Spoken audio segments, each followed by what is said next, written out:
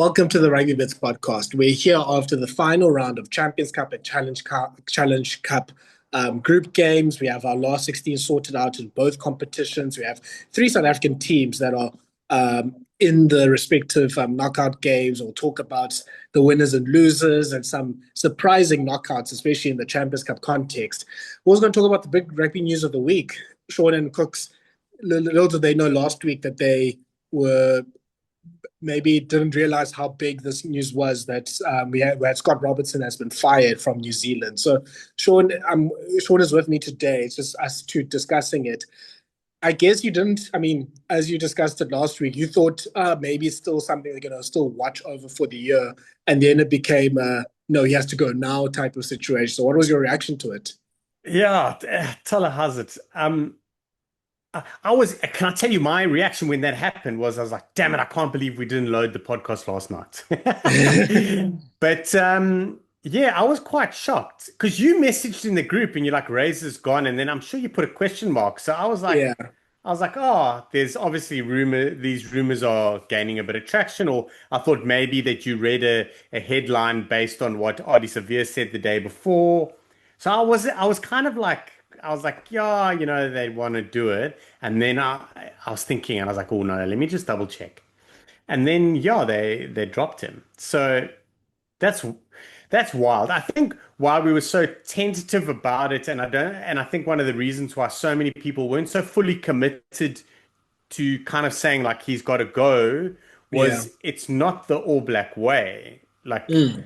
they've it's a no, I wouldn't say it's a knee-jerk reaction, but it's along those lines. Like we've seen how they've previously stuck with coaches, with players, with captains. They're kind of like just circle the wagons. We'll fix this internally and it'll Yeah. come out. And yeah, and listen, Razor's win percentage, just on face value, is not terrible. Yeah, 74%. However, his win percentage against the top five is not there at all, Mm. and that's a New Zealand thing. That's an All Black thing. Like we not here to sneak into a final or give each other a high five because we got a bronze medal. Like they're there to win everything.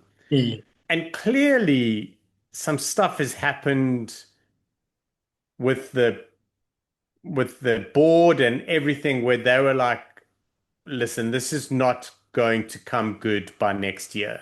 Yeah.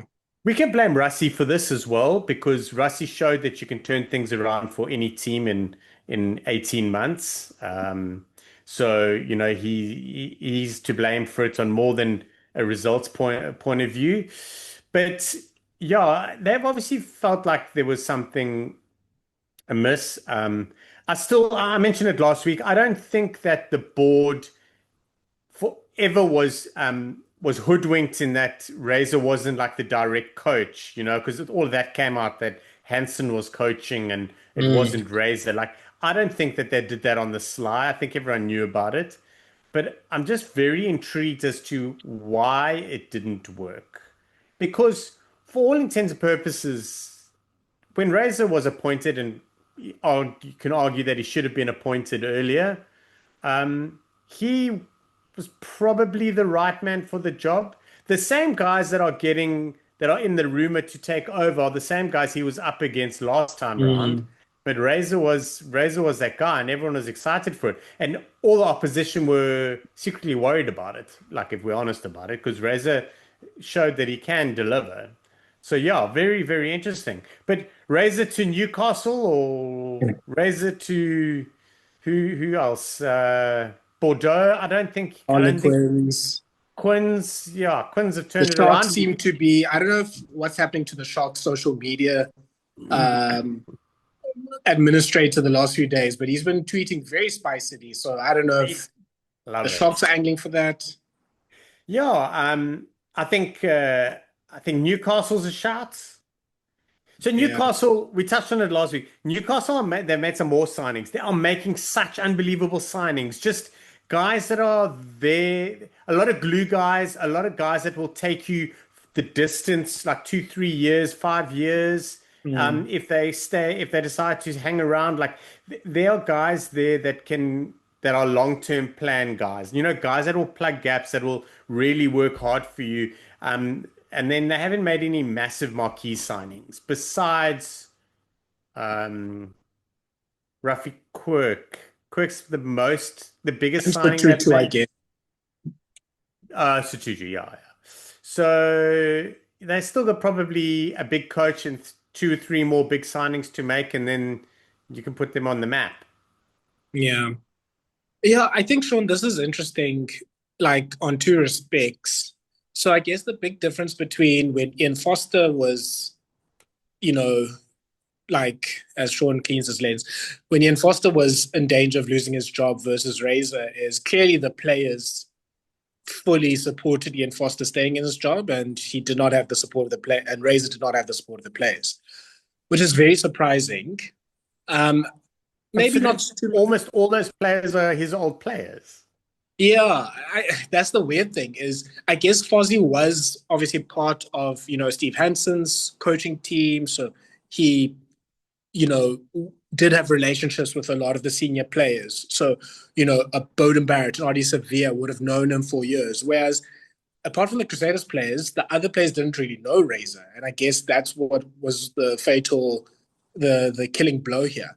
Yes, there are a lot of Crusaders in the All Blacks team. Obviously, the captain, Scott Barrett, Cody Taylor's a senior player, Walt Jordan is a senior player, Fletcher Newell is a pretty important player. I wouldn't say he's senior though, but it was maybe I think in Razor's mind, he would have loved to have had, you know, maybe an Ethan Black and a David Harvey, a Sever Reese be like main cogs in the team, and of course a Richie Moonga. But it also didn't work out. So now it's a team that has maybe more of like a mix of players from the different Super Rugby unions. And yeah, for whatever reason, it seems like the main thing that's coming out is they did not vibe with Scott Hansen. So be it either he's the main string puller or he just didn't rub he rubbed the senior players the wrong way. There was just a big thing that it was just not working between those three.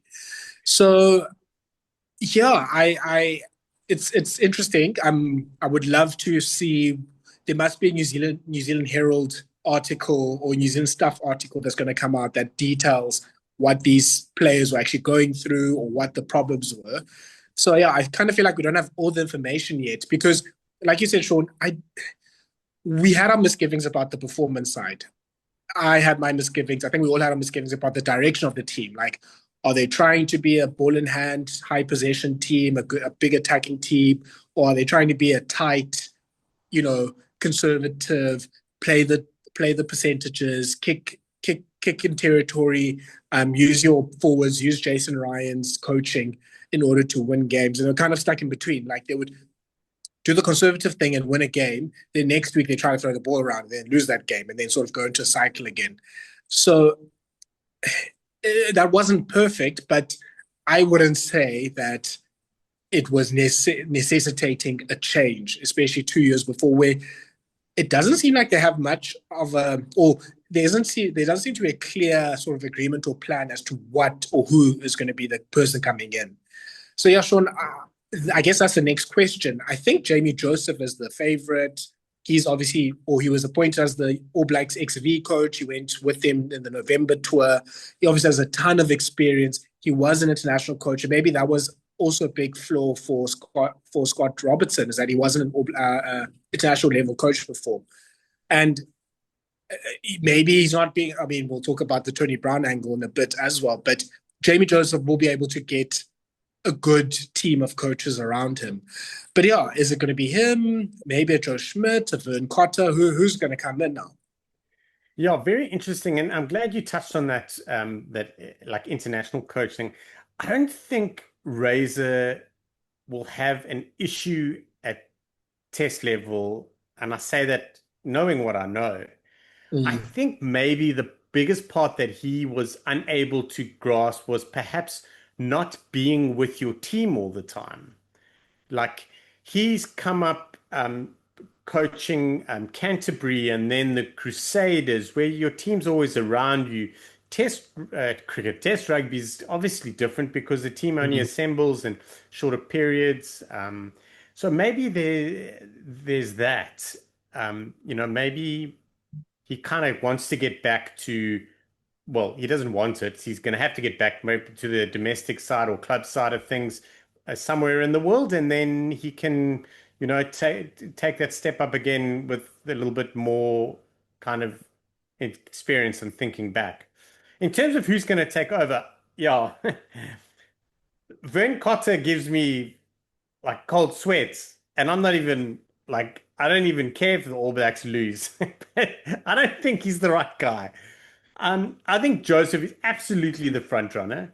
Um, and boy, oh boy, are the Wallabies, the higher ups, even more stressed now that they didn't bring Les Kiss in earlier because because like if Schmidt leaves after his 34th ABF, then yeah, like I don't know, they're gonna maybe rue that. So I think Schmidt was always like always wanted to be closer to home for personal reasons. He's obviously in Australia. It's far enough away, but it's closer than where he was. Getting a job in New Zealand, from a test match point of view, probably is the best shot for him.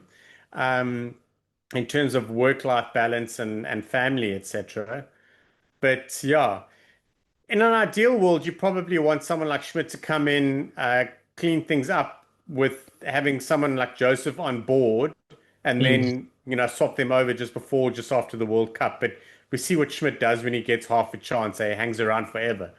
So yeah, and then I'd have to say Jamie Joseph, but I can't think of anyone else. I'm sure there are a lot of coaches that will have like exit clauses in their contracts. So I'm pretty sure there are a lot of people in the mix. Um, is it any coincidence that Jack White is free and this happened? My gosh. Imagine, imagine Jack White takes over the All Blacks. Firstly, I think that would be unbelievable because all his haters can just pipe down, and then he's going to go on and go do wonderful things with the All Blacks. Imagine. Oh, goodness. Shaun, yeah, don't put such things into the world. Yeah, I mean, I guess other candidates could be Rob Penny. Obviously, he's the Crusaders coach. He just won Super Rugby, but probably wasn't convincing in the first season, and has been in the systems for quite a long time. Um, Kerwin. Tana, Kerwin. Got to be Kerwin. oh no, please, Tana Umaga. I mean, obviously he's the Moana Pacifica, which isn't really in the NZRU system, but he's had experience coaching there. I mean, I I would assume Adi Savia would love that because obviously he was with him now in Moana. But I don't And know he if was involved in a test team, wasn't he? was it Samoa, I think. Yeah, I I think think he was so. like a defense coach type of Yeah. thing. Yeah, I don't think Tana's necessarily gotten like the stars on his blazer yet to prove that he has the experience to be the head coach. Maybe he can be one of the assistants. And then Clayton McMillan, obviously he's the Munster coach. Obviously Munster just now been knocked out of the Champions Cup, so maybe not the right time to promote him. But Well, he's free. He'll just walk into the office and they'll be like, "Yeah, we'll sign it." He's like, "I haven't even asked yet." It's like, cool. yeah, and this would be the second time in about 8 years that Munster loses their head coach to an international job, so that'll be funny. But yeah, the Joseph thing must makes the most sense. But usually Joseph goes with Tony Brown, and Rassie made a very interesting post end of last week, basically, well, That's why the internet suggesting is here. suggesting that Tony Brown is not leaving. Obviously, sort of a meme post of sorts. Yeah, Shaun, I mean, I'm sure Tony Brown has a very tight contract, and SA Rugby will make New Zealand Rugby pay out of their noses to get him out of the contract for sure. But if Tony Brown wants to coach with his home, like home nation, the most important team probably in his heart in the All Blacks, and obviously coach with someone like Jamie Joseph, who's been coaching with for years, I'm sure there's not much that can stop him from doing that. No. Maybe Rassie's post was more of a threat than than confirmation. No, I'm joking. Listen, it really does seem that the coaches are pretty tight and they have a very open relationship in the Mm. Springboks. And I'm very confident that if Tony Brown was said that he's got the opportunity and he wants to go, I reckon Rassie and everyone will write all the letters of praise they need to. Like, I really think it's that kind of environment. Like, Mm. shake your hand, wish him well, and thank heavens he didn't learn as much Afrikaans as we'd hoped. It's, yeah, I don't think it's going to be a problem. I think it's the nature of the beast. Rassie Rasmus knows exactly how he felt when he was at Munster and he Mm. watched the Springboks lose and he wanted to come back and fix things. That's exactly how it's working for Tony Brown now, if he wants to go. And I'm pretty sure he'll have it in his contract, or the SA Rugby would have had in the contract saying you can't leave under these circumstances, or he can leave, or whatever. But either way, you can't, you don't want to keep a guy in a job that doesn't want to be in that job, as professional as everyone is, or maybe look back and go, I really feel like I missed my opportunity. Yeah. Like, you can't do that, there will be a bit of animosity. The other thing is that we're not far away from executing our three-peat plan. That has got to be like the absolute utmost, like the focal point of the coaches and the players is to win the Mm. World Cup three times in a row. And I'm pretty sure he's deeply involved in it. He's emotionally there. So there's that, he might really want the All Black job, but he also might look at it and go, this is not the right time for me. Like, I Yeah. am really invested in what we're doing. He obviously believes in it because, again, I don't see guys don't hang around there if they don't believe and they're not committed. Like, Yeah. that's the one thing I think we can probably say with confidence is Rassie Rasmus is not going to keep players or people around that are doing half-ass jobs or are half committed or are sitting on the fence. Like, that's not how he operates. Yeah. Yeah. It'll be interesting. I mean, this is pretty much, I mean, the biggest coaching post available in the world, usually is. And it's obviously like big news when it is available. I mean, just last thing maybe, Shaun, about this is I guess the player power aspect of it, that essentially it sounds like Tony Brown, Scott Robertson was fired because the senior players just did not vibe with what he was doing. Do you think that's a problem? Do you think that is fine? Do you think it's kind of more like football or American sports? I mean, obviously we don't know the details. So, okay, I'm sure something would have come out if it was very serious, but if it's just, well, he just lost the dressing room or they didn't believe in the tactics or, whatever things we hear every 6 months when a Manchester United manager's fired, like, is this the right thing? Like, it's just not how sports is, I guess, in general. Well, we're not used to this coming out of the All Blacks, this Yeah. kind of situation. But the truth is when a team is not performing where it should and there's some losses, there are cracks. Like, it'll come and those cracks will get eroded or they will get fixed or they will paper over the cracks. It's clear. Like, we saw it in South African rugby. You see it in domestic rugby. Everything's fine when you're winning. Everyone believes in everything. Even when you're winning, like, you lose people. If you look at Jake White, like, he wins and then people still, like, players still don't want to have that environment. But Mm. if you're losing, there's a magnifying glass. If you're losing, people are asking questions. Why didn't you do this? Why aren't you playing so and so? There's constant pressure around it. And then it gets to a point, like, I don't care what we've definitely mentioned this in the past when it comes to the Sharks, but when the Springbok players come back and when they're like on their third loss after 13 losses before, there's definitely conversations in little groups. Like, it's called like drift or around the watering hole. The guys are like, Mm. oh, is this working? What's happening? How's it gonna go? Do you believe in the vibe? Like, there has to be, because that's the kind of stuff that losses bring, that pressure brings, and You know, you kind of like, if they had my buddy playing, this would be different. You know, he Mm. would not miss that tackle. And it's a coach favoritism thing, and then that creates animosity. And then it's not the coach, it's actually the assistant coach, because the assistant coach is coaching. So when you talk to the coach, it doesn't matter. You need to talk to the assistant coach. Like, what's dynamic is going on there. But the truth is if you don't do well and you don't reach the expectations that are there for you or there by the public, the pressure comes, and when the pressure's too much, you bend and you break. Generally, they're pretty good at keeping it hidden away, but it wasn't. And then they just went full bore. But I will Yeah. tell you one thing, it happened, and then they took steps. So it means that the board were having those conversations and thoughts as well. Like, Maybe, yeah. you know what I mean? Like a couple of people had doubts and no one said anything until someone said something, and then everyone's like, "Oh yeah, yeah, we think that too. Okay, let's make decisions." Yeah.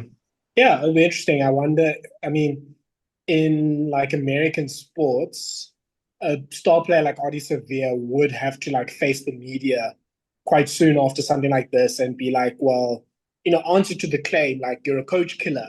That's what they'd usually like label you and be like, okay, like what was your role? Like what weren't you believing? All that sort of stuff. And I mean, rugby doesn't work like that, especially New Zealand rugby. Like it's kind of like South Africa. It's quite insular. It's quite like, you know, it's rare to hold star players like that to account unless like things are going really wrong. But it'll be interesting to hear. Like, I'm sure things will be coming out in the next few weeks and months about who, what, where, how, and why.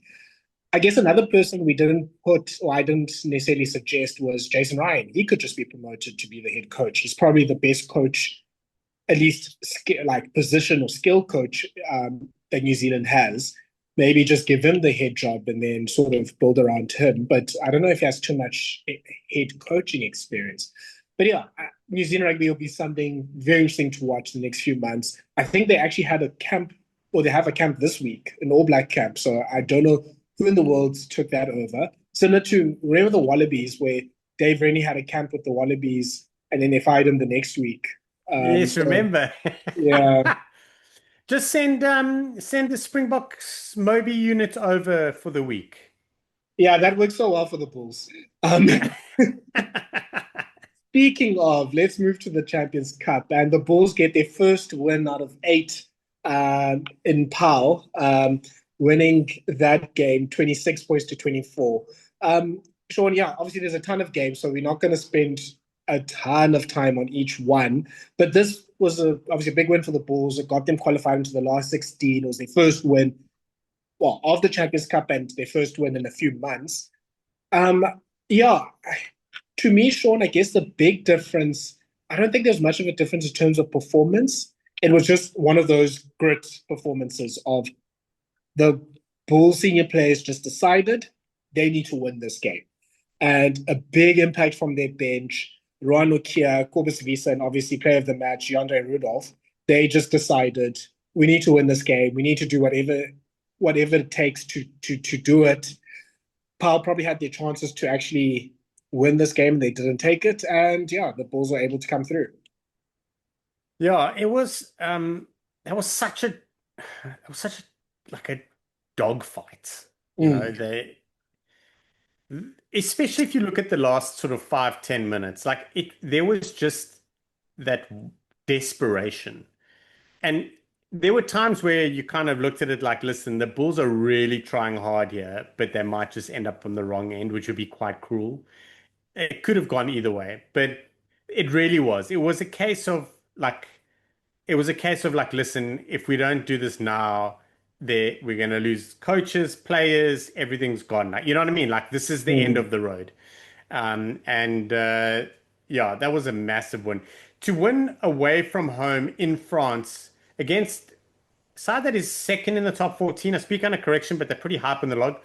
That is some going. I know Power don't really strike fear into a lot of people's heart, but to be second in top 14 this deep or shallow into their season compared mm. to everyone else, but this far into the season is quite something. And it's an impressive win, especially considering where the Bulls are, what has happened, how it's been going, all those questions and those cracks. So it is massive. Like they can take a deep breath, they can drink a beer, a winning beer for the first time in a long time. I will say they still have work to do. Like it is, Tons. this was this was a street fight. It wasn't Mm. like a choreographed, it wasn't a boxing match. It wasn't like boxing. It was a street fight. Like pick up a chair, grab a brick, whatever. Like just go mad. Just do whatever you have to do to win. So they've got work to do, but at least there's that blip in the radar, like the momentum. They've stopped it flowing out and they can start letting it flow in a little bit and push forward from there. Yeah, look, the stats tell the story. This was a grind for the Bulls. Like they had only 34% of the ball. They had to make 212 tackles. For once, actually, their defense was pretty good. They still led in 4 tries, even though it was like probably their most impressive defensive performance of the year. 14 of their players made 10 or more tackles. I think Marcel Coetzee topped the log with 22 tackles. Yeah, I mean, in the first, I think they just did enough to stay in the game, and then in the last like 20 minutes, they took the opportunities to get ahead. Yeah, in terms of the things to work on, geez, like let's start with the positives. Jean-de Rudolph's having an amazing season. Like, if he was 5 years younger, I think there'd be a lot of shots for him to be in the Springbok setup. Like, he's just been absolutely fantastic as a ball carrier. He's been the highest turnover like pilferer in the URC. Like, he's obviously great in defense as well. Like, he's almost multiplied himself, and he's kind of filled the gaps where we haven't seen the best of Aurich Low, who didn't play this weekend. Marcel Coetzee has been a bit up and down. He had a pretty good game, actually, especially. I wasn't so sure on the first watch, but the second watch, I was like, actually, no, he's been pretty good. Bino Gumede, I think, did pretty well. He's come back from injury. So, I think he's played quite well. I think Cheswell Jooste, his try was fantastic. Aka van der Merwe, that long pass he did to Gumede for that first try was really good. But on the other hand, geez, I think there's still a lot to work on. Like, the backline didn't work, probably because they had to play Seb de Klerk at center. Andre Parard is in a weird funk. Leroux is also in a weird funk right now. So it's just not working in terms of like the decision makers there. And yeah, I mean, apart from the scrum, I'm not sure what is sort of clicking for the Bulls right now. So I think, it's a win you take, you know, you get back to the URC now. They still have to stay in Europe, so they're going to play Edinburgh. I don't know if Edinburgh is the best or the worst team to play because they're so unpredictable. They could sort of pitch up and thrash you, or it could be the best game for the Bulls to get themselves back in rhythm. Yeah, I came up with this theory a while ago about Willie Leroux and Andre Pollard playing together, and I'm gonna stick with it. Like you just can't play them together. It affects Willie. Like Andre But affects it's Willie. it's weird because I mean, for the Box for like 6 years, Pollard needed Willie in order to be able to run an attack. Yes, sorry. A bad Pollard affects Willie badly. Like Ah, sorry, you're 100% right. But when Pollard's struggling, the Willie struggles. I almost feel mm, like he wants to make things right. Like he's like, cool, Dory, I've got this, my man. Like you let me get in there and then we'll take a bit of a load off. And then he starts forcing things. There's a lot of stuff mm, Willie's been forcing, which is not his style. Andre's forcing things, but I think that's just a new style of play that they are trying to get him to execute, which is not natural for him. And then obviously with his shoulder injury that he had, his passes look funny, so it kind of mm. exposes it a bit more. But I want to talk about the Bulls' defense, and I know that there were like it was a good defense. Sorry, it was better. I know they missed a lot of tackles, but I just want to read some numbers to you, so just forgive me. Dominant tackles. Okay, just to put things in perspective, Damian Delendi, Sia Khaleesi generally make between 1 and 2 dominant tackles each per game, but Yeah. not it's not guaranteed. And in a game, in a test match where the defenses are normally really, really good, there's probably 4 to 6 dominant tackles a game, somewhere around there. I'm guesstimating, but that's just what I remember watching it. Okay. Nizam Carr, 4 dominant tackles. Zach Berger, 3 dominant tackles. Mornay Smith, 3. Ruan Vermaak, 3. Marcel Coetzee, 3. Harold Forster, 2. Pilo Gomedi, 2.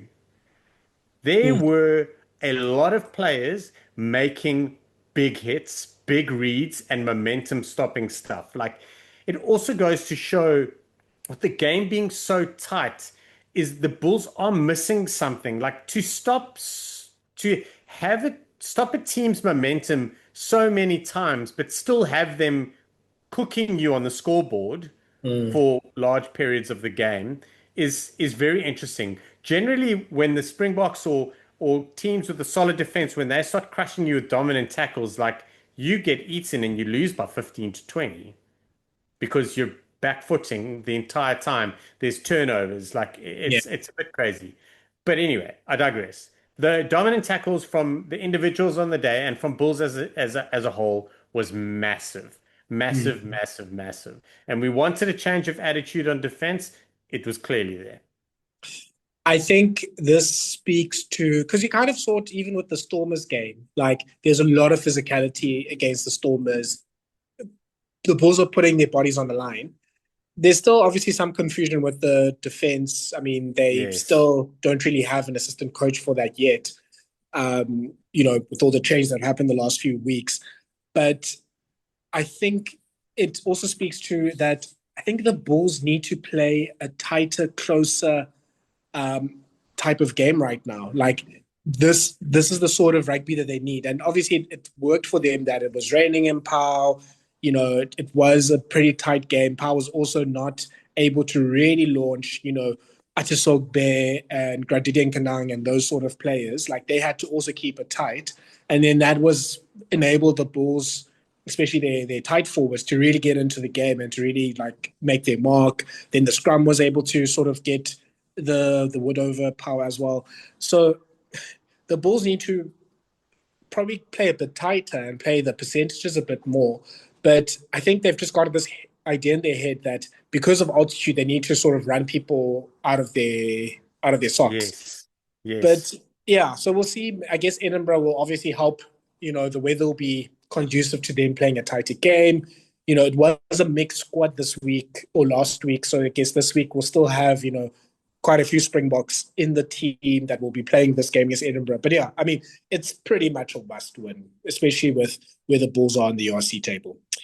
We'll get to who they face in a little bit. If we can go to the Stormers game. Stormers winning that 139-26 against Leicester. Leicester pretty much brought a second team, but it was pretty competitive. Like they were leading at halftime. Like they're able to get a try scoring bonus point. But, the Stormers were able to sort of edge away. Man of the match performance from Paul de Villiers. I thought for me, Jonathan Roach was really good at center.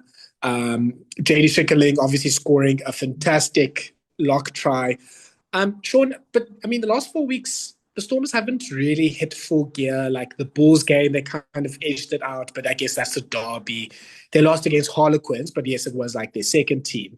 So, obviously the Stormers were like, top of the pops, unbeaten in the URC, maybe even like a dark horse contender for the Champions Cup. But then they've kind of fallen off. They don't have a home last 16 game. You know, does that now mean like the Storms don't really have much of a chance now in the Champions Cup? Yeah, they listen, if they're going to do it in the Champions Cup, they're going to do it the hard way. So, there's that. It's going to be interesting. They really, if you're going to look at where the Stormers fell short in the Champions Cup, it's going to be last week's loss. That that loss affected their positioning and how the round of 16 onwards looks. It affects it more than just taking an L on the day. It was massive. And I will say, like the scoreline from the weekend, it flatters the Stormers. for me. I feel I really thought the game was a lot tighter. Having said that, that's also what a lot of South African teams and a lot of really top sides do is they just wear you down and then they kill you off in the end. So, there's that argument. It just didn't look so natural for the Stormers on how they were doing it. They managed to win by 13 points, 12, 13 points in the end, Mm. and it works out a good one. I wholeheartedly agree with you. Jonathan Roche was outstanding. Yeah. For a guy who plays in a position that is either covered by Damian Willemse or Sasha Feinberg and Gormazulu, he not once did you look at him and go, oh shit, I wish Damian Willemse was there. He was excellent. He was making great reads. His carries were incredible. I was a little bit touch and go with him, specifically that center combination, because I think Suleiman Hartzenberg, he's never struck me as a 13, and everyone's always told me that he must be 13. 13 is the way to go. And I was never sold on it. But since he's come back, he's really struggled there. So he needs a little bit of Mhm. time there, or they need to move him to the wing. I think he offers a little bit more on the wing in terms of his skill sets. Maybe Yeah. that's not what the Stormers need at the wing. Can I quickly interject? Like, I think with the Please. first two tries, like when Leicester just opened up the Stormers' backline, that was Hartenberg making the wrong reads. I think going a bit too tight on Rush, or like going too much inside, and then that left. I think it was us usually just with about two defenders and 50 meters of the ground to Yeah. defend. So I think it's probably because he's been playing obviously a lot of wing. Maybe he's just off. Obviously this whole like how difficult it is to defend at center. So he needs time there. But yeah, I do see your concerns with him. But he is, I guess he's what the third choice center now for outside center for the Stormers after Nal and Similani. So yeah, I mean if those two aren't available, if you have to move Similani to 15, like Suleiman needs to get better and better. Like, I don't know what the injury situation is for Saturday against the Sharks, but if he's at 13 and it's Esterhazen and Hooker or Esterhazen and Julius, he'll have a lot of work. He'll have his work cut out there. Yeah. So yeah, I thought Roche was brilliant. I thought Sasha Feinberg and Gormazulu was the same. Like he's the you can probably clip about five really bad things he does, and then you can clip about 10 really good things he does, and then there's about 15 of just regular things he does. Like every game is like that. So you could argue either way, and I think that's what makes it quite interesting because every single time you say something, you have two counters to it. It's just proving the opposites. So I thought he was like pretty decent. He definitely wants to own that space, and he was captain. I thought he captained really well. Like I quite enjoyed the way that he conversed with the officials. I didn't pick it all up, but like I wasn't watching, but I was there. So I didn't think it was too bad. Like he wasn't overbearing, but I'd probably need a second watch if I'm honest. Roche was brilliant, and Evan Roos had another good game. Mm. So, but like he does these good things, and I really think it's a case of he's just got to continue doing them. Um, and he'll get a look in, but he's running out of chances. And yeah, and then De Villiers coming back was massive. The Stormers need him there desperately because he changes the way the loose trio works. I really think Yeah. he balances. I think the loose trio changed the way they play when he's there as well. Like that's what I mean by balance. Like they're guys not outside their comfort zone, or they're guys not second guessing someone else's work. Like because Paul's always there, is Dixon, who's now playing open side, going to be there, hypothetically. So Mm. I think that changes things. And then De Villiers was great, like just a couple of try assists, a whole bunch of line break assists, like over and above his duty as a flanker. Yeah, so it was a pretty good going all round. But the game was a lot tighter. In my opinion, it was a lot tighter than what the scoreline shows. Yeah. Look, I mean, credit to Leicester. Like, again, this wasn't, they didn't have like, the Chesums, the George, I know George Martin's been out for a while, but like they didn't have like those big name England players in their team. And they were able to keep level with the Stormers for a good chunk of the game. And, they didn't really concede much ground in like the traditional strengths that the Stormers have, and they were able to at least sort of stay in the fight. So like big credit to them. And look, this yes, the Stormers still missed quite a few players, but especially that the forwards. I think only Salman Murat is probably the only player that comes into that starting pack. Like everyone else is more or less the first choice for their positions. And I mean, yes, the backline had a few changes, and Hartzenberg was maybe an issue at center, but yeah, I mean, it wasn't too far. So I mean, good on the Stormers for their depth. Like, you know, they're able to sustain things. I thought Porthan had a great cameo off the bench. Like he was really good. It felt like the scrum sort of went up a few notches when he came on. Batongo was really good. He sort of set up, almost had like a pre-assist to Dixon, who then set up Zas, I think, for that one try. Yeah, like Imad Khan had a really good cameo as well. I think he really was able to show his talent. So, yeah, I think there's a lot that's encouraging. I think just for the Stormers, it's that sort of dog days part of the season where you don't want to lose your direction. Like these two games coming up against the Sharks, like they'll obviously be very bruising, they'll be very difficult, but the Stormers, they will need, if they want to keep that number one spot, with Glasgow and Leinster especially chasing them, they probably need to win both because they still have, I think, another 3 or 4 games in Europe to go. So if they can sort of make sure they win all of their South African games, and then they can afford to drop a game or two, especially probably they'll need to, rotate and give like Sasha or Willems a few games off when they go to Europe. So it's important that they are able to keep this momentum. And yeah, hopefully they can still take the positives from this game. Yeah, like if we had to look at the honesty of everything, this is probably a third choice starting 15 for the Stormers. Like Mm, you could probably name with a mixture of the same guys, but you could probably name two other teams that would start ahead of this for the Stormers. They would include a lot of the same people you feel, but mm, so I think that's pretty good going, especially for all the reasons that you're saying. They've got a lot more time left in Europe. Now, they're now still busy fighting in the Champions Cup, and they're still keeping an eye on the URC, and they need to, I still feel, need to get rid of the last 2 weeks of negativity. It'll still be there. I think they just got a couple things they need to fix up, and then they have 1 or 2 good runs, and then they're fine. And then they can start rotating in a different environment, and mm. that's huge. Like when you can rotate in a good environment and not and have guys still performing, you're winning as a team and as a coach. Yeah. Also, any comments on the Sasha yellow card?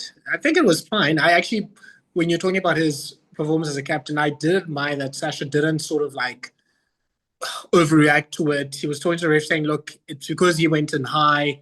The referee kind of, well, didn't really, obviously didn't change his decision, but at least sort of took it in. So I think his rapport with the referees is really good. Like, obviously, young players, especially, can get a bit too passionate, especially if it's them that is getting the yellow card. But yeah, I mean, I don't think it was obviously intentional by Sasha, but yeah, I think it has been a clear rule now. You sort of put that elbow up to someone's face, you're probably going to get it penalized. It's it's a penalty and a yellow card for me. Yeah. I can totally see how it's come. Like it's come with other people involved. So it wasn't him approaching the first point of contact and then leading with the forearm, which would probably have been a red card in that situation because I think he hit him kind of well. So I do think there was a little bit of mitigation there, and because of the other tacklers involved, he's shifted it up. So it's a penalty, it's a yellow card, and yes, I agree with you. I thought he handled it reasonably well. The incident with was it Hurd and Mchunu? Yes. Yeah, that I'm trying to think. I can't now for the life of me. I can't think of exactly how it happened, but there was a lot of talk about that not being a penalty at all. The commentators this weekend were, they on a number of games, they were just so miles off the situation. But I think that one could potentially have been more. But yeah, and it sucks that Trunu went off and he failed his HIA, so hopefully he'll be fine in the coming weeks. But yeah, I thought Sasha handled it well. Good going, and Paulton was great. Yes, Yeah. he's grown up. It's weird. It's like he came on and then he was like, I know what my job is, and he didn't try and push it for a youngster in that position under those circumstances to go on and do that is brilliant. It's basically exactly what the Springboks are looking for and the growth curve that he's taken. Yeah. Springbok effect in full force there. We'll go to Durban now. The Sharks beat Clermont 50 points to 12. Unfortunately, not enough for them to qualify for the Champions Cup. They'll be in the Challenge Cup. Probably, I mean, depending on how their season turns around, maybe even one of the favorites. Shaun, any big positives you can take out of this game as a Sharks fan? Buthelezi was great. I was super impressed. But the positive, I think, for the Sharks is a really big home win with a bunch of players that performed well individually. Yeah. That's really, we want everyone to perform as a team that they've been struggling with, but a couple of big names, like you always want to lean on some guys when you're under pressure. And then to go on and kind of like you could kind of see it was just like the pressure taken off their shoulders and they just kept running it in. Clermont disrespecting the tournament by sending a third choice side, I might add. But yeah, listen, they didn't send the best side and they got dealt. We've seen a whole bunch of second stringers go to the Shark Tank and win. So there's that. So it's good going. It's a great platform for the Sharks to move on. And personally, I think it's great that they're not in the Champions Cup. They're in the Challenge Cup. And it's almost familiar ground for them. They can now reevaluate their season and figure out where they're going to throw it all in. They might just go all in the Challenge Cup again, and finish with something this season. Yeah. I guess the big positive for me is this was done with a pretty young team. Like, Yeah. there's so many players under 25. There's so many players that aren't like the big regular Springboks in there. Like, Matt Romano, who was player of the match. Nick Hatton had a few minutes. Piccolo Mzisobakle scored a nice try there on the left wing. Lorenzo Julius probably He's huge. He's pretty big, yeah. He's massive. Like he was running there, and I'm like, is there a new hooker on the wing? He's like hooker vibe, maybe like a 12 or a real massively built open side flanker. Like that's what he looked like. He didn't look like a wing. Jeez, yeah. So he's come into the team now. Like Julius, I think, had probably one of his best games, I think, at center. Then At 12, which is interesting. Yeah. And I think most of the bench is pretty much players that haven't had too many minutes, except for, Koch, Buthelezi, and Masuku. So it's, I think, encouraging in that respect. And maybe that's what JP's, I don't know how long he'll be the coach, but I guess his era is about giving, the younger, like the players that he's been working with in the Sharks Academy and the Sharks age groups a chance, and in the Currie Cup teams a chance to play in this level. So maybe they won't be as Bok reliant and front row's only got 40 minutes each, man. So yeah, maybe that's the positive. But yeah, obviously now they're playing the Stormers in this weekend. They're going to Cape Town.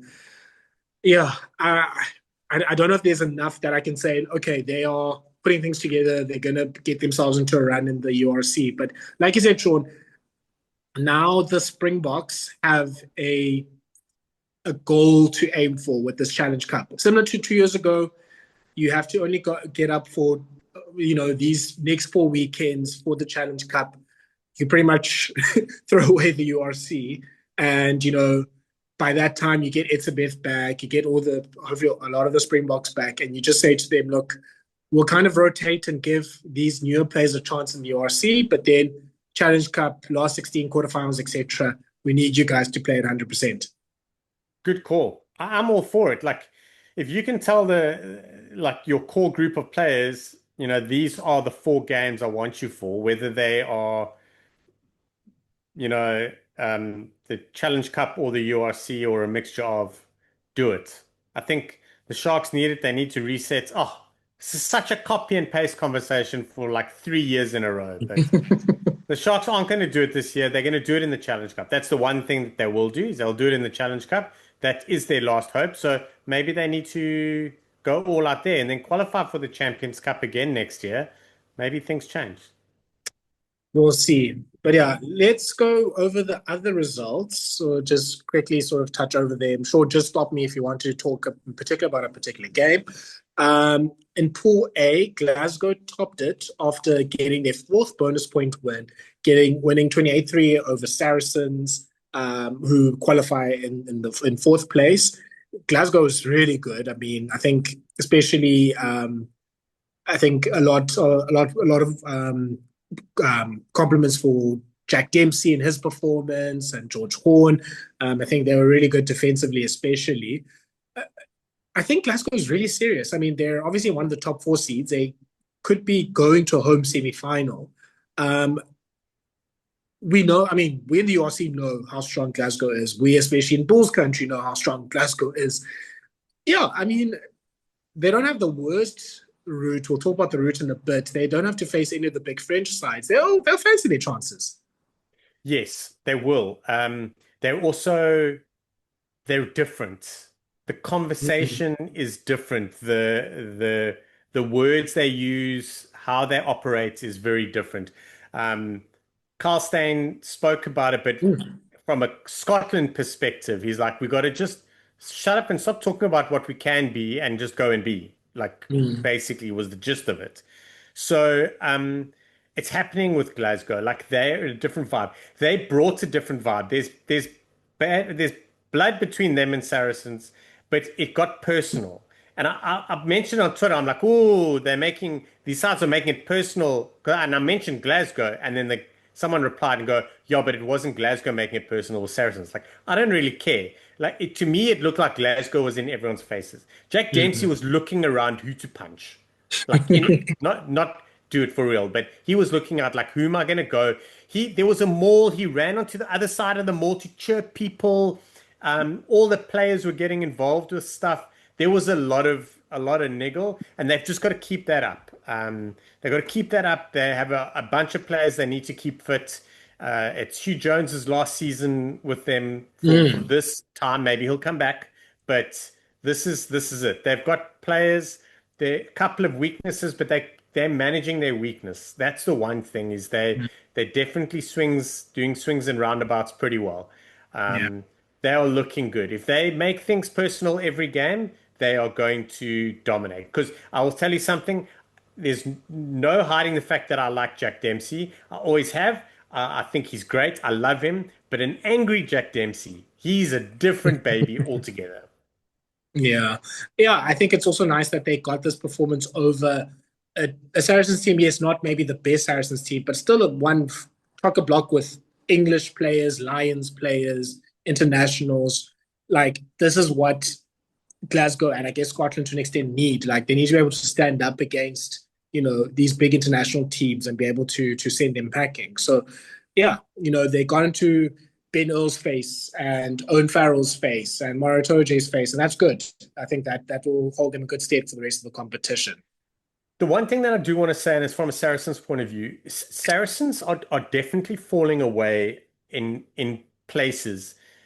When someone makes a line break against Saracens, they don't recover like they used to. Like, it's not even a scramble defense. It's just like they seem to be shocked by it and then are kind of staring around trying to figure out. And while they're doing that, 2 or 3 phases later, they get broken again and then it's too late.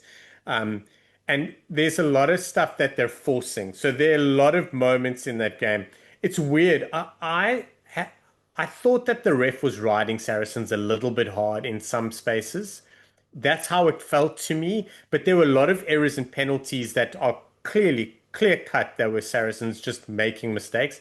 but so many knock-ons, so many forcing things, and I think they're starting to get desperate. Like it's slipping away a little bit from them. They're not in the form they used to be. The players aren't in the right positions. They're not there. They're not doing it. There's some guys trying too much. So the Premiership's pretty much gone for them this season, and all they've got left is the Champions Cup. And I'll be quite honest, they don't even look like on the. I don't think they can be at the best that they can be for 4 games in a row. No, You no, it know, doesn't. that's they can do it for one, maybe 2 games. Yeah. So can they absolutely punch outside of their weight category for 4 games in a row? I don't think so. Yeah, yeah, Saracens is weird because I think they still have a lot of names and you're just like, okay, you have, all these internationals in your backline. You have all these internationals, in your forwards. What's not coming together? So I don't know if they just that second level's maybe not as good as it obviously was previously. Like you could obviously rely on the likes of like, Alex Good and Schalk Brits and Brad Barrett being able to sort of get you week in and week out performances, even if the Farrells and the Georges are being rotated because they're internationals. And yeah, I think their front row is not as good as it could be. Like Vincent Koch, I think, is such an important cog in that previous Saracens like dominant era, like just being like one of the best tight ends in the world. And you just don't get the same with Reece Carr. And yeah, so we'll see. Like you said, Sean, I think their chances are good in making it further than the last 16. I don't. I think their front row is good enough to be competitive, but not dominant. Yeah. So they can get by. They've got the locks to do it. They've got the Lucies to do it. What I do think with their Lucies, I think they need to just maybe fine tune everyone's role a bit better. That's the Yeah. one thing. It's not that their loose trio is unbalanced. I think there might be guys getting in the way of each other. I Mm, don't know who their backup locks are, but I mean they've got Ezekiel. They can play Ezekiel and Tizard. They, Maro Toje to blindside flank might be a shot. It might. mm, Personally, I think the biggest issue for Saracens is 12 and not Owen Farrell at 12. I think mm. they need to potentially move Owen Farrell to 10 Yeah. and either swap 10 and 12 around or bring another 12 in, maybe Tompkins. They've got options there. They've got players. I think they just maybe need to tweak one or two things, which is weird because yeah, they've got the know-how all around, and I think they've got a strong enough leadership group that people can have like authentic conversations. But yeah, when you get the pressure on them, they don't come out of it like they used to. It's almost like they don't believe they'll be able to fight out of it like they did in the past. I think Yeah. they now believe that if somebody's on top of them, they need to do something different, slightly different to regain power and then go back to game plan. Where previously they would just game plan you for 80 minutes and beat you to death. Like Ireland, like Leinster, like Toulouse. They just game plan you. Where Saracens now seem to be shifting off game plan under the pressure, and then they make mistakes and they compound them. Yeah. On Group A, so Saracens and Glasgow qualified. They're joined by Toulouse and Sale. Toulouse obviously thrashes Sale 77 points to 7. Sale sending in like a B team to the Ernest Wallon. Toulouse obviously just angry from their last 2 games and they big deliver big beating um Fail. to Sale. Yeah, I mean, I don't think there's too much to speak about in this game. Dupont did Dupont things, Ramos did Ramos things, Lebel was fantastic, Willis and Marchand were great. Um, Very quickly, I guess on a France level, Romain Tamac seems to be ruled out for the first Six Nations game with some sort of kidney situation. It doesn't seem like it's serious, unfortunately. It looks like he'll be at least part of the rest of the Six Nations. Obviously, there's big debate about who should be France 10, and a certain guy in Bordeaux is making a very strong case. I don't know if it's strong enough to make the French national team coach select him finally. But yeah, how does Gaultier now handle this? Well, the thing is Ramos had a good game this weekend, where last weekend he was diabolical. Dupont had a good game, but where France are suffering, not that they ever really take Dupont off when he's playing because he'll stay on forever, but they really don't have any nines outside of that. So there's pressure there. Yeah, there's a lot of injuries. Yeah, so there's pressure there, which leads me to think they probably start Ramos at 10, so there's less of a problem. He can have Jalibert on the bench, and then you can move Ramos to 15 if need be. Burros is not playing badly. I think Jalibert is the form 10. I think Ramos is the um, less stressful option for France's head coach. Yeah. I think, yeah. And maybe Gautier should steal a page out of Rassie's book. Make Jalibert your Lebok, your last 20 minutes fly half. If you need him to attack to win the game, he can do that. And he has enough experience now that he needs to close out a game like from 10. He should be able to do that. So maybe that's sort of the best of both worlds there. How do you France historically, clubs and country play their rugby dictated by nine. Yeah. Um, Jalibert plays his best rugby when he does a lot of the dictating. But And how does he do that with Dupont, I guess, is the big question. yes, but he does that well with Luku, who still is heavily involved in games. They just understand it better. Yeah. So there's that conversation. Having said that, I don't think that as players with such talent and in such form that they can't adjust things slightly, that they can't say, like, Jalibert will be like, listen, I'm on, pass it. And then Dupont's going to be Mhm. like, no, screw you. I'm going to box kick for 48 meters and get a 50-22. So I don't know. Again, Jalibert is definitely the answer now. Right now, Jalibert should start at France for 10 if you look at how he's played the last few weeks, let alone the season, even before Ntamak got injured, because Ntamak hasn't really been in form. But now I suppose it comes down to who does Dupont want to play outside. And the worst thing for Jalibert is they've got options at 15, which means Ramos doesn't have to play there. Mhm. So Yeah. I mean, that's even Barre could that. probably have been there, Natizobe and all those players, yeah. Maybe Jalibert needs to do some hard clear outs at Bordeaux training. Take Burros out the mix. Maybe clean out a couple of other 15s. Sometimes you don't have to look direct at your opponent. You've got to access it via the side door. Yeah. Well, yeah. So at least on the Toulouse side of things, they do enough to get themselves a home last 16 game. Pool two, Bath tops that group. They beat Edinburgh quite handily, 63 points to 10. Alfie Barbary, player of the match. Edinburgh, they have extended Sean Everett's contract. Edinburgh fans are not happy about it. So it's very hilarious. Um, but yeah, Edinburgh at least I mean, they still qualified for the last 16, so they Everett was able to do enough. Toulon beat Gloucester, not really a controversial result. 31 points to 14, relatively expected. Toulon have been kind of just chugging along in this competition. Haven't looked too strong, but look like they have enough firepower for one of the big teams. So they'll be an interesting dark horse, I think. But I guess the big match in this pool is Cast beating Munster at Thorman Park and knocking Munster into the Challenge Cup. No one saw this coming, Sean. Yes, Cast and Munster have a long history, but you would have thought Munster would have enough to win. Seemed like there's a lot of criticism for Crowley's performance and the missed kicks he had, and Munster just haven't really been able to get themselves out of third gear, and now they're in the Challenge Cup. If you had to look at the last 2 weeks of rugby and pick an Ireland 10, you would go Sam Prendergast in a heartbeat And because Harry Bird probably before Crowley. because Prendergast last week was good. This week when he came off the bench, he was unbelievable. Mm, Conversely, Crowley has been shitting the bed for 2 weeks. mm, Has not been great. It's very weird because yeah, it's hard to understand. Casey survived a big scare. He was a Munster had the right team, the right players, the right everything. You can't really blame it on anything else.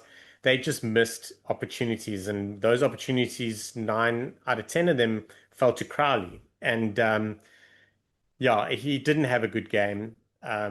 Munster out. I couldn't believe it. Like I I I did the math like three times to make sure that it wasn't a case of them uh, being able to still make it when someone else messes up, like takes a big loss in the points difference, because the pools are sorted by points, log points, by points difference, and then try scored. So I was like, okay, maybe there's a bit of a chance. And then I got my hopes up, but I realized that only four teams go through in a pool. So despite having more points than other teams that have qualified, it's only four per pool, and then they shift them around. So, yeah, it's huge. You didn't see that coming. Nobody saw that coming. They are, you're talking about them going deep in the Champions Cup and going very deep in the URC this whole season. Like, you haven't even seen it coming, and it just Yeah. fell away. This has by far been the most exciting Champions Cup under this new format. And I cannot stress enough, it is the exception, not the rule. The way that this Champions Cup is set up will not provide this sort of excitement Yeah. and these sort of matchups in the knockouts as what they're providing. Then it can't do it. It's just not possible. And yeah, Munster out. It's huge, and it's the most Castre performance ever. Like, who's the only underdog team that you don't ever want to face at home that you have to win? It has to be them. And I'm talking underdog. Like, I'm not talking about, oh, you don't want to face Toulouse at home. Obviously. Yeah. Who's the only underdog side? Like, who's there to spoil everyone's party? Castre. All the time. All the time. They win away from home. If you look at their top 14 titles, their last two that they've won over the last, I think it's 6 years or 8 years, you look at how they did it. They did it from the lowest seed, and they went on and Mhm. beat teams on home soil to go and win it. It's just they're the worst team to face if you have to win a game at home and the bookies don't like you. I don't like them. Um, with regards to Bath, this was potentially a bit of a banana skin for them facing Edinburgh because of how they were, and it was a little bit nerve-wracking. But Bath pulled through like unbelievable. The couple things I want to say. One is the Ajomo Lawrence center partnership is starting to gain momentum. Lawrence wasn't as impactful as we normally see, but it was overshadowed by Ajomo. Like Ajomo was unbelievable. I think he made seven line break assists, Mm. and yeah, it was ridiculous. Yeah, just a good showing all round. I'm telling you now, we're going to see them in the midfield for England this year, and for the Six Nations, and they're going to have like two games, and then everyone's going to be like, you can't drop them. They are good. And then I want to talk about Alfie Baldry. I don't think he's as good as everyone makes it out. Mm. So I'm gonna just piss a lot of people. Like he's not like he's like got four man of the matches in a row or something. This week though, he was better than what I've seen him in the past. I'm gonna say that. Yeah. But maybe he needs a little bit of game time and momentum, because he's come back from injury about 4 or 5 weeks ago. But the thing is I find that he gets stopped in contact too easy for a guy that big. Mm. And I might have started hate watching, and therefore I might maybe need to just rewatch again with the clear conscience. But Yeah. I, I can see why he's not like in the England mix totally or anything, because I think especially on attack, like he runs really hard, he does a lot of things, but after that contact period, I don't think he fights as much as he should, or he's easier to get down. I'm not sure what it is. I can't quite put my finger exactly on it. Just something's not adding up for me. But Yeah. he is As absolutely getting involved. He's yeah. absolutely getting involved. He built up a massive head of steam, and he did get stuck in some of the real like tight, nitty-gritty, shitty pick and go stuff, which he normally doesn't do. Normally he's hunting a little bit in sort of the tennis channel. Like he needs a little bit of a run up. But yeah, so it's just what I wanted to say. I needed to Yeah. get that off my chest. No, I hear what you're saying. Like Barbry's like a very like almost like Thomas Waldron back in the day. Like Yo, Thomas the Tank, what a call. That is yeah, a great call, Tyler. I think he's a very, very, very good like domestic level eight. And internationals, you're just like not sure if he sort of brings the goods there. I mean, even Dom Brandt, you can kind of say the same about him as well. So I see what you're saying. Um, Maybe let's go to pool three. Actually, speaking of Harlequins, they pretty much knocked out La Rochelle. So they won 27 points to 17. They get themselves a home quarterfinal. Their season was in a rough place a few weeks ago. Like, and now they obviously thrashed the Stormers. They beat La Rochelle at home. So they've obviously got themselves there. Stormers obviously beat Leicester, and then Leinster win another sort of weird game against Bayonne. Like almost edging it out there, 22 points to 13. Yeah, Sean, I mean, you talked about, Prendergast. He sort of was the impact player there and got the win. Sheehan obviously scored a big try as well. I don't know whether to be like, this is good for Leinster, that they kind of have to do things the hard way now because it will help them when, the going gets tough in knockout games late in the season. Or, geez, you can't keep getting away with this. And this It's will the obviously latter. yeah, It's this the will latter. count late. This will count like for negative things in the later stage. In what world and on what planets do Leinster go to Bayonne and struggle? Mm, Like you don't.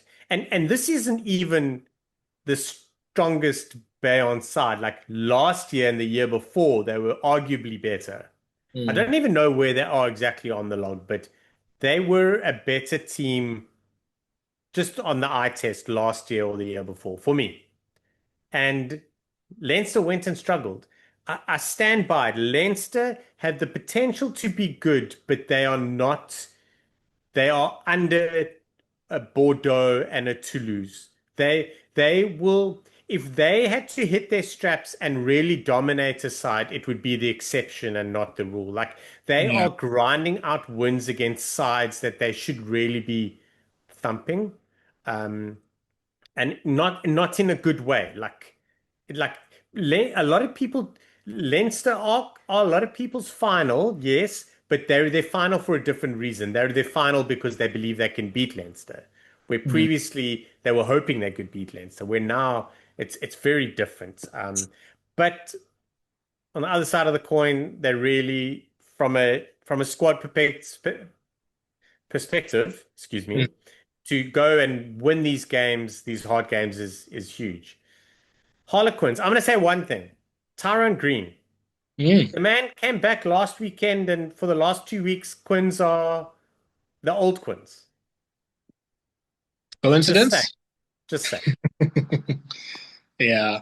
And La Rochelle, maybe I don't even know what to say. I don't. I think it's just. I guess the run is over. Like they just obviously it's not fully the same squad as it was before. But even the players that were there, like for the wins, they're just not at the top level of form that they were in a few months, a few years ago. So it's not the best Aldred, it's not the best Botia, it's not the best Antonio, and I guess it's just the additions that they've made, like Niniashvili, like he's been fine. Ligarek is obviously injured. They're just not making a difference. So weird. This stinks to me like La Rochelle were like, we've got this. We just need to figure out by how many points. Mm, Um, and then they ran into a Quinn side, and then they couldn't get a foothold back. I didn't watch the game. I had to kind of pick between the two, and I picked. yeah, of To be course. fair, the other one was pretty decent, but it wasn't like this. Harlequins played out of their socks. Marcus Smith was apparently outstanding. I did see his try-saving tackle; it was huge. I think it was a try-saver, but I mean, he smoked someone on the sideline, absolutely destroyed them. So yeah, so it was a case of like running into an excellent Quinn side and not being on your best, and at home for like their 651st sellout game in a row. You know, like they sell out all the time at home. Huge. I did see a very funny thing on social media. They're like, "Oh, Munster's two favorite teams are out the Champions Cup. I wonder who they're going to support." Because yeah, Rog and Munster are out. Yeah, very very weird. Very Yeah, weird. Like they had a full strength side. They had, barring one or two players, like they just were, it was just just weird. not good. Kind of Yeah, game I really want to watch in its entirety when I do watch it. yeah. Don Brandt apparently is in really good form as well. So yeah, I mean, I think it's Harlequins is interesting. Like obviously they've made a few additions. They're not obviously the team they were maybe 2 years ago, but on the For the Love of Rugby podcast, they're making the point like they could do a Northampton and sort of make a surprising run. Not really good in the Premiership, but could sort of get the wins together to go far in the Champions Cup. So we'll see. Finally, on pool vibes, the pool with just all the teams just trying to run each other's faces off. Bordeaux beats Bristol 27-15. You have Northampton beating Scarlets 43-28. So Bordeaux top the pool. They qualified first place, and they are followed by Northampton and then Bristol, and then the Bulls sneak in and take that last spot. Yeah, I mean, Shaun, I think it's very clear to say Bordeaux are the favourites right now. Yes, they are. Um, you can't even argue otherwise. Like Yeah. Toulouse not finishing with well, just scraping into like a home playoffs, but we're in for a Bordeaux Toulouse Quarterfinal. quarterfinal as things Mm-hmm. stand if everyone does what they're supposed to do, which this tournament this year is not about that anymore. This tournament's about vibes and heartbreak. So yeah, Bordeaux are looking ridiculous. They're looking extremely focused. Um, yeah, I want to talk about the Saint Scarlets game. Mm. But firstly, the Scarlets kit, their jersey, was unbelievable. Mm. I like it as well. Oh, it was so good. But the final score was 43-28 to Saints. I just want to tell you that Scarlets were still in with the chance to win that game with 6 minutes to play. Mm. It was so close. Scarlets were playing. Scarlett's got Sam Costello back at 10. He clearly changed things for them. But over and above that, Scarlets were on a different level. Everyone expected Saints to absolutely obliterate them. It wasn't the case. I mean, I can't, like 6 minutes to go, Scarlets were pushing to take the lead and potentially win the game. And Saints, Bello kicked a penalty and then they scored a try, converted try on the 80th minute, which is 10 points. It's massive. Mm. Like it's it's it's crazy. But yeah, I feel for Scarlets. They put in a massive shot. It was a great shift, but Saints did what they needed to do. Um, Henry Pollock didn't do anything crazy on the wing. He just did a solid eighth man job. I see no one's hating on him too much this weekend. They don't But hate him yeah, as much in France as they do I mean, in Wales as they do in France, clearly. yeah. So yeah, they were unbelievable finish to the pool. But yeah, Bordeaux are very clearly the favorites. Yeah. And only then is it to lose. And only then, just under that, is a Leinster. And after that, there's a group of other people. Yeah. Sure, let's maybe go through that bracket just and maybe get like, I mean, this is not going to be in stone. Obviously, there's still another 2-3 months before these games happen. But yeah, just your first sort of like takes on these the bracket and these games that they set up right now. So Bordeaux be facing Leicester Tigers. They'll be hosting them 1 versus 16. And in that same bracket as Toulouse versus Bristol. So are we expecting the two French teams to get past their English opponents? Leicester and Bristol, I don't think they're the easiest teams to take away. I mean, as you saw, Leicester have been quite good. Bristol also, if Toulouse is going to do this whole like we're playing with vibes, Bristol will be more than happy with that. So there's two things that I want to say about these games. One, if Bordeaux fall into the La Rochelle mindset of playing at home and Leicester get going, Leicester going to play test match rugby against them. That could be fun. Like that could just be about massive defense, taking your points, scoring a couple of tries, and then Bordeaux are going to be running. Damien Penaud is going to be running from 108 meters away, kick passes and all sorts of stuff. Then Bristol Bears versus Toulouse. Talking about kick passes and running from 108 meters, Bears are going to be doing that since minute one. Like they're going to be giving it a full freaking go. So yeah, Toulouse need to be on top of it. I think what Toulouse need to do is be like, cool, I understand that this is what is coming from Bristol. They are going to be competitive for some scrums, or there'll be certain front rows that will be competitive, like whether it's their starting or their bench. But we should get over them, and then we need to tighten up. And once they tighten up, Toulouse have got enough to strike when there's a gap. That's how they're going to have to win that game. But those games, one of them's not going to be a blowout, and I don't know which one it is. Yeah.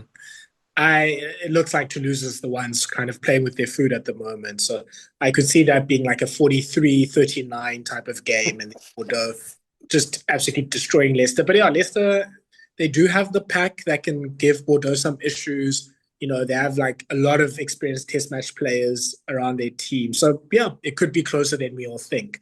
On the same side of the bracket, you have Bath hosting Saracens and Northampton hosting Castres. So as we've talked about, Bath, you know, they were one of the top qualifiers in the thing. This is a pretty good chance for them to go to a semi-final where they're likely going to be facing two Premiership teams. So probably Saracens the last 16 and Northampton the quarterfinal. But it's not an easy road for Bath. So Shaun, I know you're our resident Bath fan. How do you feel about this road?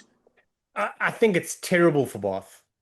Like, I couldn't think of anything. If they're in this European competition, if there are unlikely losses that you're going to take, it very likely will come from teams that are in your own league.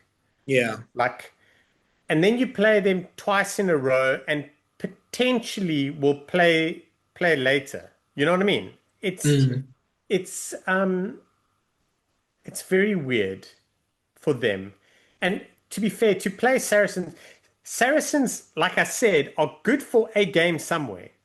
And they're not going to be hoping it comes whenever. They're going to be using this one against Bath. They've beaten Bath hundreds of times before at the Rec even. Like, there's that. So Bath have to absolutely be supremely focused on this. I don't think it's great. There was a long time where Bath were playing Edinburgh and then Bath were playing Castres.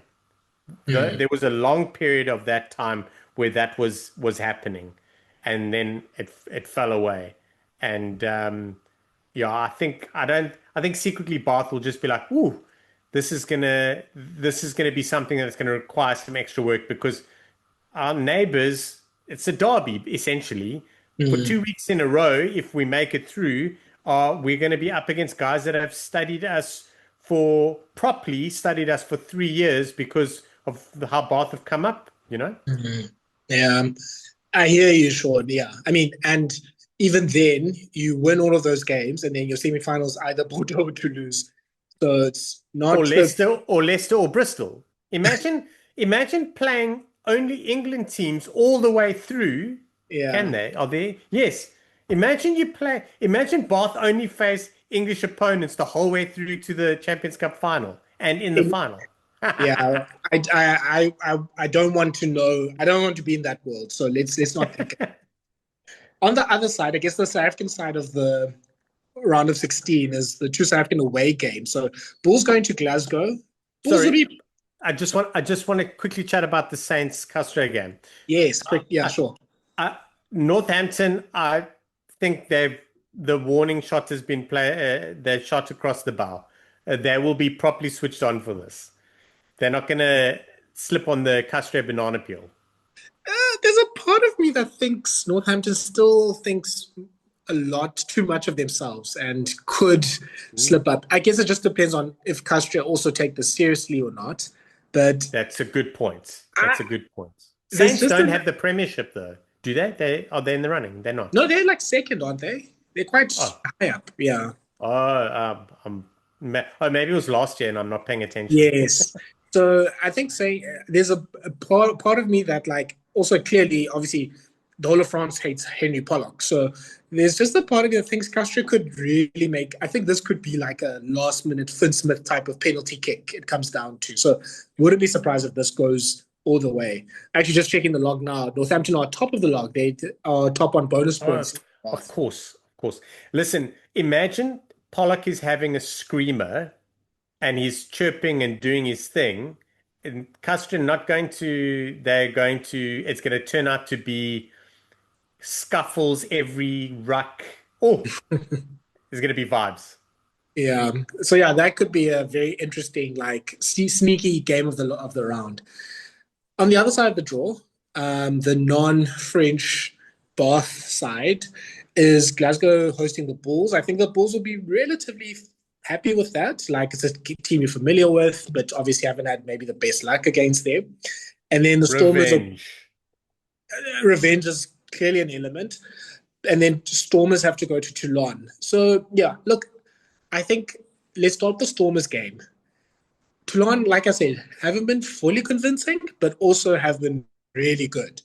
I think in like parts of the game, it's tough. Yeah, it's very tough to see the Stormers sort of overturning them away from home, though. I quite like the Stormers for this game. Ah, The thing is Toulon away, especially in a Champions Cup knockout, especially when the fans are starting to get back in the vibe of like, well, hang on, we're good enough to possibly win things again. That is mm, going to be brutal. It's going to be like playing France in Paris. Anything that happens, the crowd is going to be booing. Like if there's something that is marginally forward, or they think it's forward, or they think there's foul play, they'll let you hear about it. The Stormers are in with the shots, and you're right in mentioning that it's how's the Stormers season been between now and then will dictate how they approach this game. So I think that I think the chances of two away wins in this little bracket are bigger than anywhere else in the tournament. I yeah, think the Stormers could beat Toulon. They have the firepower. They can get in the groove. Okay. Toulon potentially could be mentally overcome by a Stormers side. Like they could do it. But the mm, Stormers also have a very big one-two punch late in the game. Like the Stormers often let sides in, and the sides feel like they're dominant, but the Stormers are always within touch. And then they score a try and a penalty, and all of a sudden they're in the lead, and then they score another try, and then yeah, the game's away from you, and you don't know what happened. And the Bulls playing Glasgow away. Glasgow right now are in ridiculous form. They are ridiculously focused, but there's a gap between now and the Bulls will be looking for revenge, big time. yeah. Big I time. guess the one thing that's a disadvantage for the Stormers is Toulon are probably the most like South African built team in the top 14. Like they have a really good pack. Like obviously Jean-Baptiste Gros, Carl Sinclair, you have Danny Priso coming on from the bench. Gijasvili is probably going to be back in the squad by then. Like they have a really strong scrum. They have really Mm. big locks. Like they can play the physical game. They are happy to maul. And then you have that bullshit artist called Baptiste Saran just doing things from the back as well. So it'll be tough. I think it'll need a really big Stormers performance, like them also at like close to 100% to do it. But yeah, I see the path to an upset. For the Yeah. Bulls, this is on the assumption the Bulls are back to something approaching normal. The Bulls right now have no chance. But yeah, if players are sort of back on form and are playing well, like yeah, it'll be a very entertaining game against Glasgow. I think obviously there's a big rivalry between these two teams, and the Bulls still yeah, there's a big debt that the Bulls still need to, or Glasgow needs to pay to the Bulls, and the Bulls need to collect that at some stage. But yeah, I mean, still, I think either way, whatever happens in those two games, the quarterfinal game is really interesting. Like, there's a small possibility of Stormers versus Bulls in the quarterfinal. There's, Stormers going to Glasgow or the Bulls going to Toulon, or the more likely situation is Glasgow versus Toulon, which I think would be a really entertaining game. And I think they're both almost at the same level as like contenders in this competition. So it really could be like, yeah, I think a game worth watching. So that's an interesting part of the draw. The final bracket is the Leinster, the red carpet for Leinster side of the draw, where they face Edinburgh in the last 16. Yeah, if we get a good 20 minutes from Edinburgh, we'll be happy. And then the Harlequins face the Sharks, the Sale Sharks, that is. Yeah, Sean, I mean, even when Leinster aren't the top seed, they still get the easiest draw. Like, they really can't keep getting away with this. It's such a walkover game. Like, it really is. Leinster could send the Reece Ruddock 15 and still win this game. Um, so, yeah, it is what it is. Quinn's Sale is going to be something. Mm. Sale can roll them. Quins could capitulate. Quins could score 109 points. You just never know. You Yeah, never know. Sale's weird because obviously they have George Ford, they have the Currys, like they just always underperform in knockout games. So I feel like they don't give as much as they sort of promise. Ashley Pokoforjo, I think he's out for the Six Nations, if I'm not mistaken. So, that's also weakens their pack. Obviously, they've lost the Dupria to Bordeaux as well. So yeah, I mean, Harlequins are hosting you. I think Harlequins are probably the favorites, but you also don't want to count a George Ford team out. But yeah, And Ford versus they Smith will they be do interesting. not have anything left to play for this season. Mm. Their premiership run is done. So they've got to beat Quins and then see if they can go and roll Leinster away. Which one of those two teams do you think has the best chance of surprising Leinster? Quins. I don't know. Quins because they're operating on vibes this year. They've gone to France Chaos. and beaten La Rochelle. They can come down from 30 points and still win a game. Yeah. And then Sale because George Ford can lock in and nail six drop goals in 20 minutes. And And all of a Tom sudden, Curry just goes crazy. yes, Curry, then Rob Dupree's cooking. Like, yeah, either one of those sides could beat Leinster. I think Harlequins. It's weird. 2 weeks ago, last week, we wouldn't have even said Harlequins, but now it's been 2 weeks of good games, and all of a sudden they're going to be beating Leinster. Yeah. But Leinster are going to go in slightly undercooked because they're going to go full tilt. Leinster are never going to not name their best side for a knockout game ever in the history for the next Not again. 100 years. So they're going to go emotionally ready and they're going to destroy Edinburgh. And then they're going to have to get up for another game. And then they're going to be like, do we have to go that hard? And then Mm. they're going to get caught with their pants down, potentially. Yeah. Shame. I genuinely feel sorry for Leo Cullen because it's such a weird thing to manage, knowing you are a lot stronger than these next two games, just keeping the motivation there enough and just making sure that you don't need, I mean, ideally, Dan Sheehan doesn't have to play all 160 minutes, but you want him to sort of come in at the right time, but also not tire out some of your resources. So I think have to be a bit of squad management and knowing that Sean and myself are ready to criticize you if you don't use your first team players. And Friko Ioani's on the bench for 60 minutes when you get knocked out. Oh, imagine.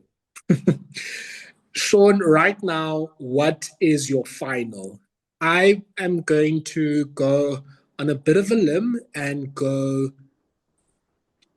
Toulouse versus Glasgow. Jeez. Really? Yeah, I think, I mean, I can't see Toulouse losing 2 years in a row in Bordeaux in a knockout game. And maybe then that means Bordeaux wins the top 14.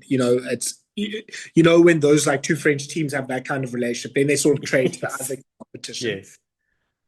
I Like like they say Bordeaux, you've never won the top 14. So Yeah. take that, but we've got this. Yeah, we want our seventh star. I mean, obviously we've talked about Leinster not being convincing, and look, I'm done with trying to predict a Leinster win in the Champions Cup. Until they do it, I'm not going to believe. So yeah, why not Glasgow? Why not them going all the way? I I really I really want Bath to make the final, but Oh, it's really hard to look past either Bordeaux or a Toulouse. yeah, they would host Toulouse if Toulouse beats Bordeaux, so that would be a pretty good chance for them. That's a great shot. Yeah, That is a great shot. I quite like that. so I'm Toulouse gonna does the job for you in Bordeaux, and then Bath can go to the final. Yes. Okay. So it's really difficult to look past Bordeaux. It really is. Yeah, And then it's like Bordeaux to lose Bath. Like that's almost the order of that side. But I'm yeah, gonna, just because it's chaos this year, I'm gonna go Bath. Bath in the final. What did you ask? Who's in the final or who yeah, wins? in the I'm gonna final. say Bath in the final, and we're gonna have three of the most incredible knockout rounds in Champions Cup history. Because we have to, let's be honest. Um, Maybe Leicester beat Bordeaux in round of 16. Toulouse beat Leicester in the quarters, and then Bath beat Toulouse in the semi. Anyway, I'm getting ahead of myself. Bath to play Leinster in the final. Oh, Um, yo, I would like Bath, that. I think that would Bath be to a play very Leinster. that I would be a want to nice. say it's weird, eh? I want to say if it's not Leinster, I'm going to say Toulon. I've been maybe had a few too many Powerades before this podcast because Uh, maybe I'm just trying to avoid all the favorites. Like, what would the non-favorites be? yeah. I, I, I don't. I think that's pretty feasible. Like, I think out of the South African teams, it has to be the Stormers. I could kind of see them coming out of that, but like that side of the bracket with Glasgow Bulls, Stormers, and Toulon, if all the teams are awake and running at full steam, you could see a winner coming out of that side, and everywhere else kind of like maybe taking each other out, and then they sort of are the ultimate champion. So yeah, I think that's pretty possible. The problem with the South Africans in this competition is it The tra- still doesn't hold that much yeah. punch with us. That's the thing. Like to lose Leinster, it is so incredibly personal for Mm, them. Bath, like Bordeaux, like it means so much.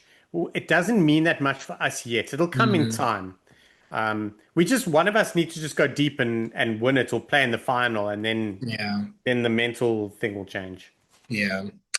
Sean, very quickly on the Challenge Cup. So, unfortunately, the Lions and the Cheetahs are both out. Lions drew 2020 to Perpignan in pretty horrible conditions.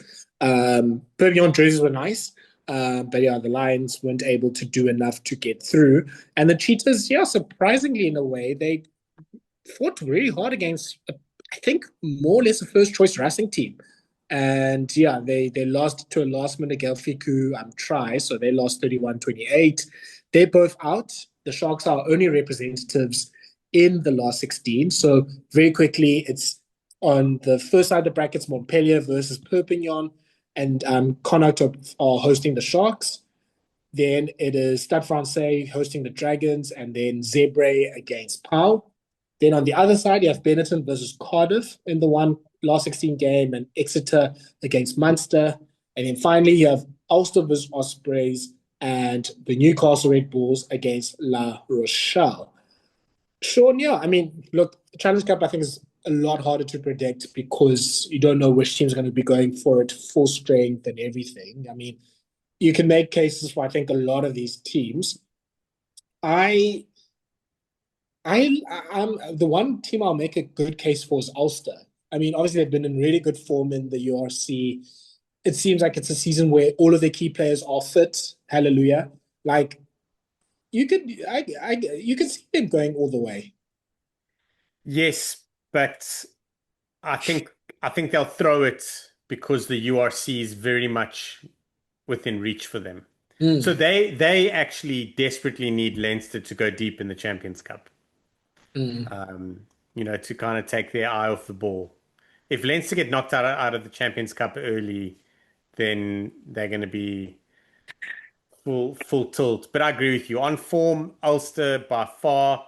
I think La Rochelle are going to go full taps for this. I think it's going to be like a consolation prize, and the fans and everyone's going to treat it like that, like, oh, it doesn't matter, but they're going to go full ball. Um, I'm just going to take a stab here. Semi-finals. I'm not going to go finals. I'm going to go Yeah, semi-finals.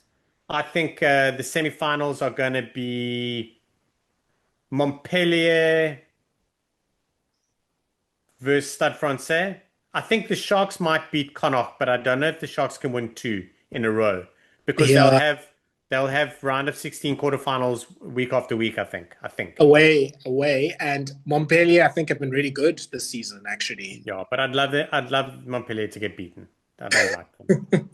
Then I think it'll be Exeter Ooh, versus La Rochelle. oof. I wouldn't mind that. Yeah, I mean, I'm not gonna. I'm very tempted to try and promote Benetton. I'm not going to fall into that trick again. I know Benetton always disappoints when you have belief in them, so I'm not going to do that. Yeah, it'll be interesting. I mean, obviously, it's all depends on where these teams are in their own domestic competitions. But yeah, if like the Sharks are probably the perfect team to go far because they have nothing to lose. Newcastle Red Bulls probably don't have the squad, but they also on that like, well, you may as well go for this. Whereas Pau and Montpellier seem to be like in good contention for the top six in France. You can say the same about Benetton and Munster. They should be in decent contention in the URC. So yeah, it's going to be just dependent on which teams try to take this seriously. But yeah, I don't mind that last four. I think I probably would have gone the same. Montpellier, Stade Francais. I will. Let me go Benetton and Ulster and be boring. But yeah, I can definitely see other teams coming through. Then Imagine Munster don't go on and win this. Like, let's be honest here. Surely, like the disappointment is there, but surely Munster are like, we have to now go and win this. I kind of think, but like they are still within enough contention in the URC where they should believe they can win. They obviously thrashed Leicester at home. They've had a pretty bad like December and January. Like they lost a lot of their Irish derbies in December.